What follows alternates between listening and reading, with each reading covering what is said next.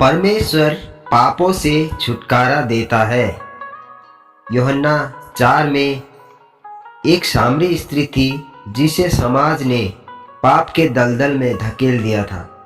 उस स्त्री को किसी ने सच्चा प्यार नहीं दिया। उसे 5 पति छोड़ चुके थे। इस पाप के कारण वह बड़ी घुटन भरी जिंदगी जी रही थी। समाज से अलग लोगों से छिपकर अपना जीवन बिता रही थी। वह स्वयं भी उस पाप भरी जिंदगी को अपना सब कुछ मान ली थी, क्योंकि वह अब जिस व्यक्ति के साथ जीवन बिता रही थी वह और रह रही थी वह उसका पति नहीं था। यह स्त्री छिपकर दोपहर के समय पानी भरने आया करती थी। जब सभी अपने अपने घरों में रहते थे, सामान्य रूप से लोग सुबह या शाम को पानी भरने कुएं में जाते थे।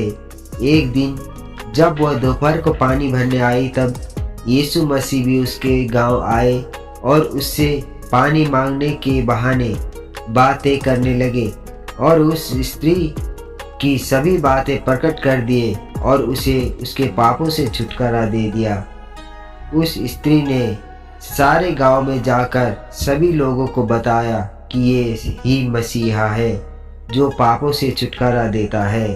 इस कहानी से दोस्तों हमें यह सीख मिलती है कि प्रभु यीशु हमारे सभी पापों से हमें छुटकारा दिला सकते हैं।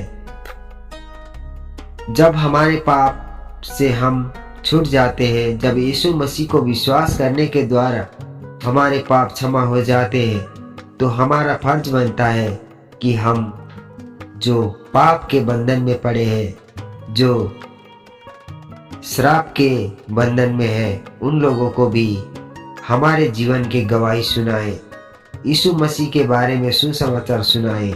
हमारा यह फर्ज बनता है, क्योंकि पापों से क्षमा केवल यीशु में है। क्योंकि यीशु ने सारे जगत के मनुष्यों के लिए अपने आप को क्रूस पर कुर्बान किया।